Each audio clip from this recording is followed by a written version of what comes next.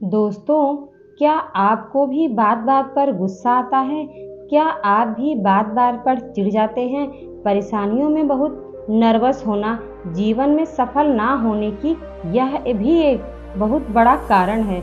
जिन लोगों को बहुत ज़्यादा गुस्सा आता है या छोटी छोटी बातों पर बहुत ज़्यादा झगड़ने लगते हैं, गुस्सा करने से केवल नुकसान ही होता है। तो चलिए हम आपको बताते हैं कि कैसे ऐसे लोग अपने अंदर के धैर्य को मार देते हैं, यानी उनके अंदर धैर्य नाम की चीज नहीं रह जाती।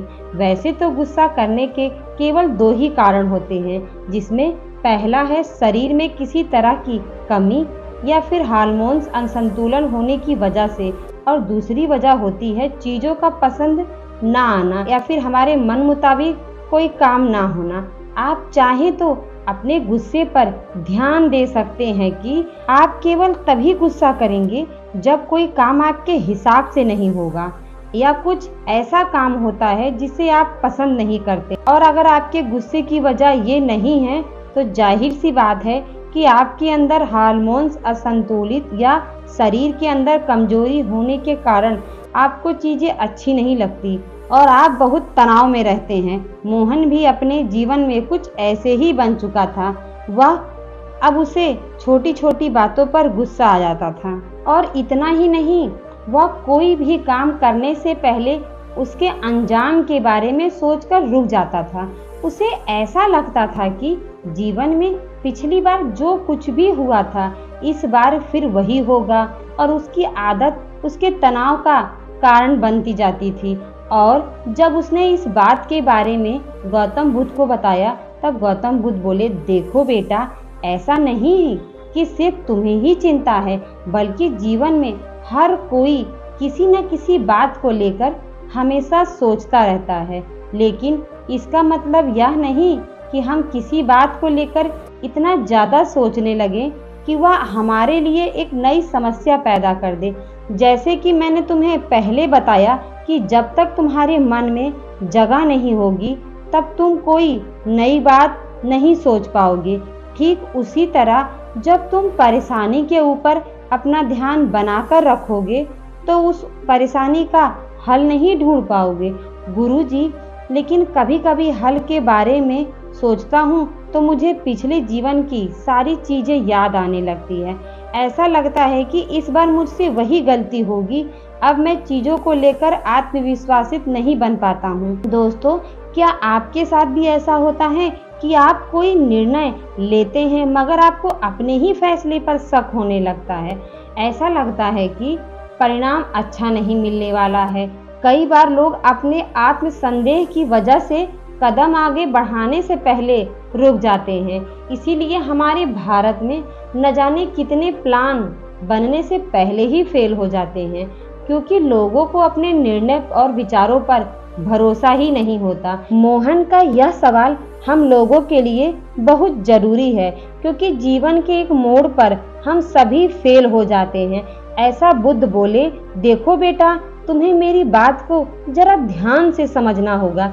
जीवन में परेशानियों का आना बड़ी बात नहीं होती, बल्कि हम उसे किस तरह संभाल सकते हैं ये सबसे ज्यादा जरूरी होता है। हाँ, यह भी सही है कि हमारे पास अनुभव हमारे वर्तमान में हमें प्रभाव डालता है, लेकिन मेरे पास कुछ ऐसे तरीके हैं जिसकी मदद से तुम उन चीजों को खत्म कर सकते हो। और वो क्या है? जैसे व्यायाम करना, यह तुम्हें शारीरिक के साथ साथ दिमागी मजबूती भी देगा, क्योंकि जब भी हम व्यायाम करते हैं तो हमारे शरीर में रक्त का संचार बढ़ जाता है, जो कि हमारे दिमाग में ताकत रक्त की आपूर्ति का काम करता है, जिसकी वजह से हमारे दिमाग की तंत्रिका पूर्ण रूप से काम करने लगती है और हमें ताकत महसूस होती है।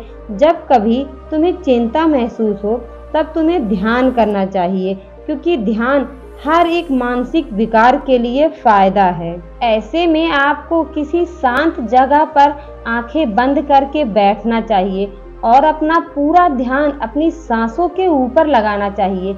आपको अपने खाली समय में कुछ नई गतिविधियों को शामिल करना चाहिए, क्योंकि जब कभी भी हम अकेले और खाली होते हैं तब हमें अपनी पिछली जिंदगी की सारी बातें याद आने लगती हैं, जिसकी वजह से हमें चिंता और थकान होती है।